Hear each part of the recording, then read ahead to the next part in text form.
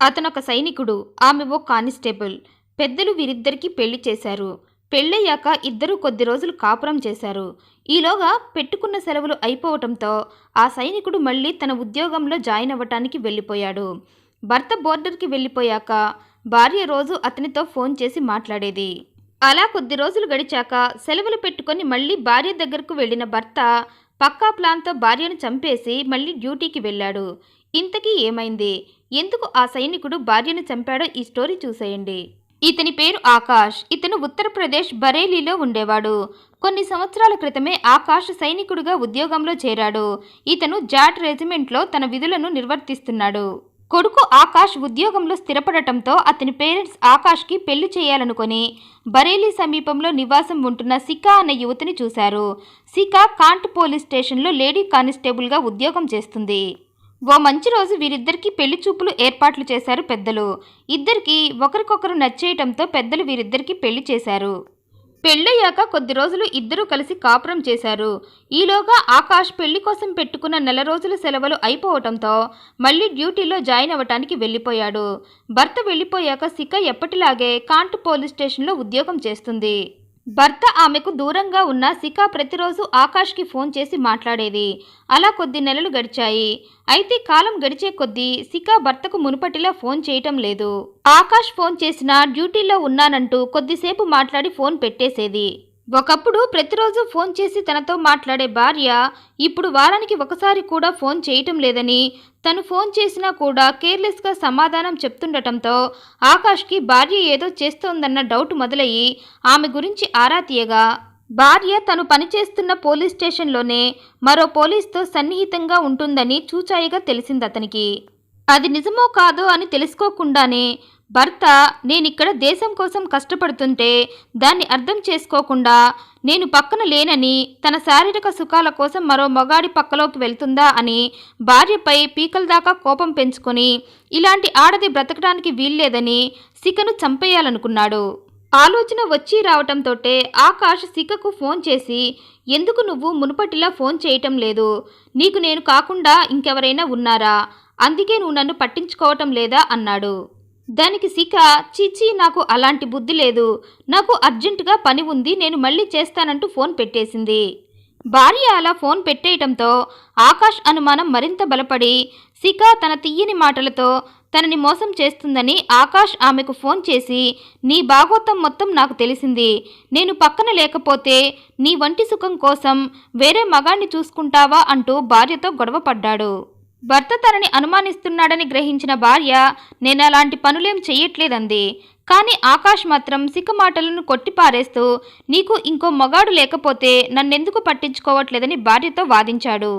నేను డ్యూటీలో ఉండే నీతో సరిగ్గా మాట్లాడటం లేదని సిక ఆకాష్కి ఎంత చెప్పినా అతను వినిపించుకోకుండా గొడవ పడుతూనే ఉండటంతో అప్పటికే భర్త ప్రవర్తనతో విసిగిపోయిన సిక నేనే తప్పు చేయట్లేదన్నా నువ్వు నమ్మట్లేదు కదా, ఇక నేనేం చెయ్యలేను, నీకు తోచింది నువ్వు అనుకో అంటూ ఆమె కూడా భర్తతో గొడవ పడింది.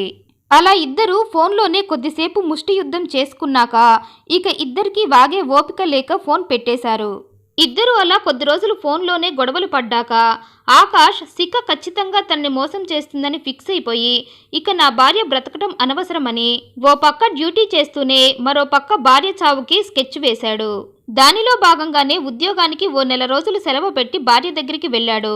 భర్త ఇంటికి వచ్చింది మొదలు ఇదే విషయం మీద భార్యాభర్తలిద్దరూ గొడవలు పడుతూనే ఉన్నారు. సికా డ్యూటీకి వెళ్లి ఒక్కో రోజు లేటుగా ఇంటికి వస్తే తన భార్య ప్రియుడితో తిరిగి ఆలస్యంగా ఇంటికొస్తుందనుకొని ఇక లాభం లేదని ఇప్పటికే టైం వేస్ట్ చేశానని ఆకాష్ భార్యను చంపటానికి తన ప్లాన్ని అమలు పరచాలనుకొని సెప్టెంబర్ 15న డ్యూటీకి వెళ్లి రాత్రి ఇంటికొచ్చిన భార్య దగ్గరికి వెళ్లి ఎంతో ప్రేమ నటిస్తూ జరిగిందేదో జరిగిపోయింది, నువ్వు వేరే మగాడితో తిరిగింది నిజమైన అబద్ధమైన ఆ విషయం గురించి ఇక నీ దగ్గర ప్రస్తావించను, ఇంతటితో ఆ విషయాన్ని వదిలేద్దాం, నువ్వు ఎలాంటి తప్పు చేయకుండా ఎప్పటిలాగే నాతో ఉండు, ఇక నుండి మనం గతాన్ని మర్చిపోయి ఆనందంగా ఉందాం అని తన తీయని మాటలతో సికాను నమ్మించాడు. భర్త కపట ప్రేమని గుడ్డిగా నమ్మిన సిక సరే అనటంతో భర్త ఆకాష్ నువ్వు వెళ్ళి ఫ్రెష్ అయ్యిరా, ఈరోజు వంట నేనే చేసి స్వయంగా నా చేతులతో నేను నీకు పెడతానన్నాడు.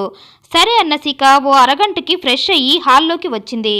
ఆమె రాగానే భర్త ఓ 5 నిమిషాలాగు వంట పూర్తయిపోతుందంటూ కిచెన్లోకి వెళ్ళి ముందుగానే ప్లాన్ ప్రకారం భార్యను చంపటానికి తెచ్చిన విషాన్ని ఆమె తినే ఆహారంలో కలిపి తనపై అనుమానం రాకుండా నవ్వుతూ ఆ ఆహారాన్ని తీసుకువెళ్లి భార్యకిచ్చాడు. భర్త అందులో విషాన్ని కలిపాడని తెలియక భార్య దాన్ని తినేసింది. అది తిన్న పావుగంటకే సిక కళ్ళు తిరిగి నేల మీద పడిపోయి గిలగిలా కొట్టుకుంటూ చనిపోయింది. భార్య చనిపోయిందని కన్ఫర్మ్ చేసుకున్న ఆకాష్ ఒక్క క్షణం కూడా ఇంట్లో ఉండకుండా తన మూటే ముళ్ళ సర్దేసుకొని జాట్ రెజిమెంట్కి వెళ్ళి తన డ్యూటీలో జాయిన్ అయ్యాడు. ఇంతలో తెల్లవారింది. అది సెప్టెంబర్ 16. పొద్దున్నే డ్యూటీకి వెళ్తూ సిక ఆమె కుటుంబ సభ్యులకు రోజు ఫోన్ చేసేది.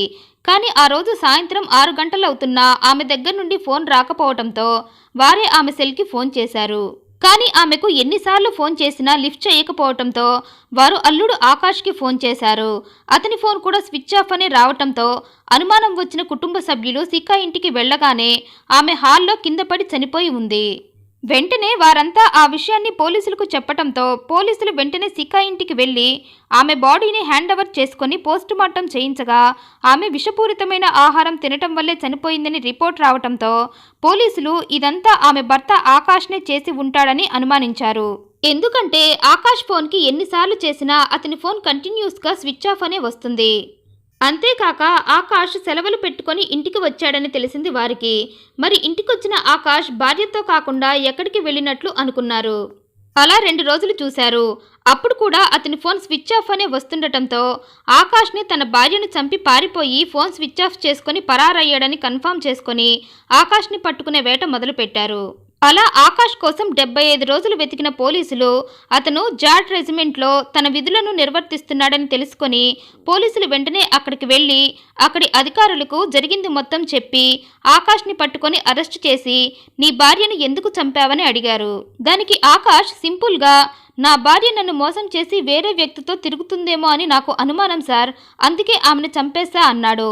సిక పెళ్ళైన కొద్ది నెలల వరకు నాతో బాగానే ఉందని, కానీ కాలం గడిచే కొద్దీ నాతో సరిగ్గా మాట్లాడటం లేదని, నేను ఫోన్ చేసినా ఆమె నాతో సరిగ్గా మాట్లాడకుండా ఎప్పుడు చూసినా డ్యూటీలో ఉన్నా కేస్ ఇన్వెస్టిగేషన్లో ఉన్నా అంటూ ఏదో ఒక కుంటి సాకులు చెబుతూ నన్ను దూరం పెట్టిందని, అందుకే నాకు ఆమెపై అనుమానం మొదలైందని, రోజురోజుకి ఆమె ప్రవర్తన వల్ల నా అనుమానం మరింత బలపడిందన్నాడు. నేరం ఒప్పుకోవటంతో పోలీసులు అతన్ని అరెస్టు చేసి జైల్లో పెట్టారు. అనుమానం పెనుభూతం అంటే ఇదేనేమో. భార్య తప్పు చేసిందో లేదో పూర్తిగా తెలుసుకోకుండానే ఆకాష్ భార్యను అనుమానించి దాన్ని నిజమనుకొని సికను చంపేశాడు. ఈ వీడియోపై మీ అభిప్రాయాన్ని కామెంట్ రూపంలో తెలియజేయండి. మరింత ఇంట్రెస్టింగ్ అండ్ జెన్యూన్ ఇన్ఫర్మేషన్ కోసం ఈ వీడియోని లైక్ చేయండి, షేర్ చేయండి, మా ఛానల్ని సబ్స్క్రైబ్ చేయండి. Thanks for watching.